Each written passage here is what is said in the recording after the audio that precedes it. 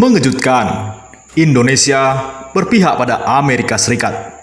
Apakah Prabowo yang menjadi kunci? Pekan lalu, Menteri Pertahanan Tiongkok Wei Fenghe secara khusus menghubungi Menhan Republik Indonesia, Prabowo Subianto, dan menegaskan komitmen negeri tirai bambu untuk terus membantu Indonesia menangani pandemi COVID-19.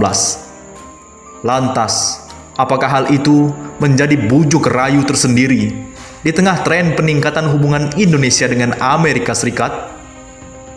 Tak dapat dipungkiri bahwa di bawah kepemimpinan Presiden Joko Widodo, arah politik luar negeri Indonesia terlihat condong kepada Tiongkok. Bahkan, kosakata investasi pada periode pertama Jokowi sangat identik dengan pundi-pundi modal dan kapital asal Tiongkok. Korelasi dan pertimbangan hubungan bilateral istimewa dengan Tiongkok pun seperti tidak pernah absen ketika berbagai kebijakan dalam dan luar negeri Indonesia dirumuskan. Namun demikian, kemesraan itu agaknya akan berlalu ketika romantisme kedua negara diuji pandemi COVID-19. Seperti yang telah diketahui, akibat pandemi, hampir semua negara berupaya mempertahankan aspek ekonomi, sosial, dan politik dengan berbagai cara agar tidak semakin terpuruk. Begitu pula yang dialami Indonesia. Setelah selama ini dinilai cukup jarang memadu keintiman dengan Amerika Serikat, belakangan Presiden Joko Widodo cukup terbuka menerima uluran tangan Amerika Serikat dalam penanganan pandemi COVID-19. Setelah beberapa waktu silam, kedua kepala negara, Presiden Amerika Serikat Donald Trump dan Presiden Joko Widodo, sepakat bekerja selama melawan pandemi COVID-19 dan disimbolkan melalui pesan kuat dengan berbalas mention di Twitter. Kali ini, hubungan keduanya dinilai semakin jenjang yang lebih serius. Tidak tanggung-tanggung, mahar berupa lahan seluas 4.000 hektar di Brebes, Jawa Tengah, sedang disiapkan sebagai basis relokasi perusahaan-perusahaan Amerika Serikat dari Tiongkok yang berdampak pandemi COVID-19.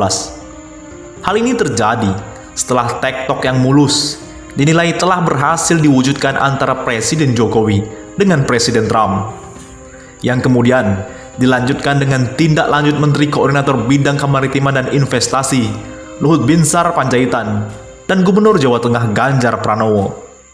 Tentu, mustahil Tiongkok tidak menyadari dinamika tersebut sejak jauh-jauh hari. Selain karena perekonomian yang tengah terburuk akibat pandemi, tekanan blame game Barat yang menyalahkan Tiongkok sebagai biang keladi pandemi COVID-19 dinilai mulai berhasil mempengaruhi banyak negara untuk menyalahkan negara yang dipimpin oleh Xi Jinping itu. Dasar itu pula yang dinilai menguatkan interpretasi bahwa sebuah lobi serius tengah dilakukan ketika akhir pekan lalu. Menteri Pertahanan Tiongkok Wei Fenghe dikabarkan secara khusus menghubungi Menhan Prabowo Subianto untuk menegaskan komitmen Tiongkok dalam membantu penanganan pandemi COVID-19 di Indonesia. Dengan berbagai dinamika yang sedang mengemuka tersebut, menarik untuk mengetahui bagaimana posisi Tiongkok saat ini dalam upaya mempertahankan pengaruh di Indonesia, serta bagaimana pula peran vital Menhan Prabowo dalam menentukan sekutu terbaik dari dua kutub berlawanan, yakni Amerika Serikat dan Tiongkok. Keputusasaan Tiongkok saat ini mulai tampak. Bagaimana tidak, belum 100% dampak multi aspek pandemi COVID-19 dapat ditangani. Perekonomian Tiongkok kini berada di ambang keterpurukan hebat setelah perusahaan-perusahaan asing asal Jepang dan Amerika Serikat telah berangsur-angsur melakukan relokasi bisnisnya keluar dari negara itu. Tidak hanya sampai di situ, Tiongkok juga terdistraksi dengan eskalasi tekanan blame game negara-negara barat seperti Amerika Serikat, Inggris, Australia, hingga Israel yang menuntut serta merencanakan sanksi karena Tiongkok telah dinilai lalai sehingga COVID-19 menyebar ke berbagai negara. Keadaan itu tentu membuat Tiongkok saat ini berada dalam situasi oleh Downs sebelumnya disebut sangat sulit dan membutuhkan kos serta energi yang sangat besar, yang kemudian menyebabkan terciptanya desperation logic. Desperation logic atau logika keputusasaan ini juga yang tampaknya dipresentasikan Tiongkok melalui pendelegasian Menhan Wei Fenghe ketika secara personal berupaya merayu Menhan Prabowo agar Indonesia tetap menjadi sekutu sejati dengan simbolisasi bantuan pandemi COVID-19 untuk yang kedua kalinya. Selain itu, penjajakan lain turut kemudian ditawarkan dalam paket bantuan Tiongkok kepada Prabowo berupa kerjasama di bidang militer yang sejak lama tidak pernah terlihat dikarenakan kuatnya pengaruh Amerika Serikat dalam berbagai bentuk kerjasama militer dengan Indonesia secara umum. Lebih dalam, pendekatan Tiongkok kepada Prabowo tersebut juga dinilai sebagai representasi keputusasaan lainnya. Ihwal ini dikarenakan Presiden Jokowi saat ini cenderung berpaling secara lebih intensif kepada Amerika Serikat dalam berbagai kesempatan bekerja sama bilateral kekinian. Meskipun berdasarkan aspek historisnya, Prabowo dinilai tidak sedikit pun kekurangan tendensi untuk dikatakan sangat erat dengan Amerika Serikat. Ia disinyalir sebagai salah satu sosok strategis pamungkas yang bisa dimaksimalkan Tiongkok agar Indonesia tidak terlalu jauh di mabuk asmara Amerika Serikat.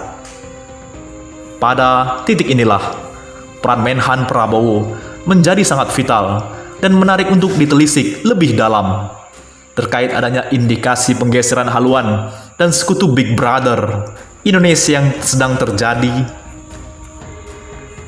dengan Amerika Serikat. Lantas, apakah Prabowo justru akan membuat Indonesia berbagi hati pada dua kekuatan, Tiongkok dan Amerika Serikat, di saat yang bersamaan? Sekutu sapu jagat sebagai kawan dan berada dalam koridor hubungan internasional yang baik, tentu Prabowo dengan tangan terbuka menerima bantuan berupa bermacam alat medis dari Tiongkok yang diserahkan melalui duta besarnya untuk Indonesia, Xiao Qian, pada tengah pekan lalu. Namun di sisi lain, hal tersebut akan memiliki konsekuensi, baik secara langsung maupun tidak langsung kepada hubungan Indonesia dan Amerika Serikat yang belakangan ini dinilai semakin menjanjikan. Nir Halevi dalam publikasinya Selfish Third Parties Act as Peacemaker by Transforming Conflict and Promotion Corporation menyatakan bahwa peran pihak ketiga di tengah persaingan dua kekuatan besar, baik dalam konteks rivalitas maupun proses resolusi konflik, tidak hanya bermotif normatif semata. Lebih jauh, Halevi menjabarkan bahwa sesungguhnya terdapat tujuan yang memiliki kecenderungan untuk mendapatkan benefit dalam keterlibatan pihak ketiga tersebut, berupa benefit material maupun sosial yang berupa status dan reputasi. Dari apa yang dijelaskan oleh Halevi tersebut, dengan tetap menyambut antusias bantuan Tiongkok, Menhan Prabowo di satu sisi tampaknya ingin menjadikan Indonesia sebagai pihak ketiga yang mendapatkan keuntungan tersendiri atas dinamika antara Amerika Serikat dan Tiongkok yang saat ini juga sedang berimplikasi secara langsung di dalam negeri. Selain aspek material yang didapatkan Indonesia, reputasi positif dan fleksibilitas Indonesia di kancah perdamaian global tak agaknya menjadi pertimbangan tersendiri bagi Prabowo. Akan tetapi, di sisi lain, identitas laten yang seolah melekat pada diri seorang Prabowo juga tidak dapat begitu saja dinafikan. Tumbuh sebagai sedikit dari prajurit Tentara Nasional Indonesia yang mendapat beasiswa untuk menempa diri sebagai pasukan khusus senjata di Fort Benning, serta berbagai pendidikan dan kerjasama militer lainnya dengan Amerika Serikat, membuat negeri Paman Sam dinilai punya tempat spesial di hati dan jiwa Prabowo Subianto. Namun demikian, kedekatan Indonesia yang saat ini cenderung mendua dengan Amerika Serikat dan Tiongkok disinyalir tidak akan berjalan semulus yang diperkirakan. Hal ini dikarenakan bagaimanapun sangat sulit untuk dapat berhaluan pada dua kekuatan yang bertolak belakang, Amerika Serikat dan Tiongkok. pada saat yang bersamaan, sekaligus mengakomodasi kepentingan keduanya. Memang, fakta menarik ditorehkan Singapura yang secara kultural cukup dekat dengan Tiongkok, tetapi dalam aspek pertahanan dan ekonomi cenderung sangat berhaluan barat. Hubungan antara Tiongkok dan Singapura ini bahkan disebut oleh Felix Chang, seorang analis sebuah lembaga think and tank Amerika Serikat, The Foreign Policy Research Institute, sebagai pasangan yang aneh atau odd couple. Hal itulah yang sepertinya mustahil dilakukan Indonesia, berkaca pada karakteristik baik kultural dan pertahanan, serta dinamika pada aspek perekonomian yang berkembang saat ini. Bagaimanapun, peran Menhan Prabowo terhadap Tiongkok dinilai hanya sebatas saja normatif belaka. Analisis akan adanya potensi konsekuensi negatif dan dilema ketika dihadapkan pada dua patron berlawanan ideologi tentu telah dipertimbangkan Prabowo sebagai seorang Menteri Pertahanan. Hal ini diharapkan segera diterjemahkan Prabowo ke gestur kebijakan pertahanan luar negeri yang lebih tegas, agar Indonesia tidak terjebak dalam dilema yang memiliki implikasi buruk di kemudian hari. Itulah harapan kita bersama. Bagaimana menurut pendapat Anda?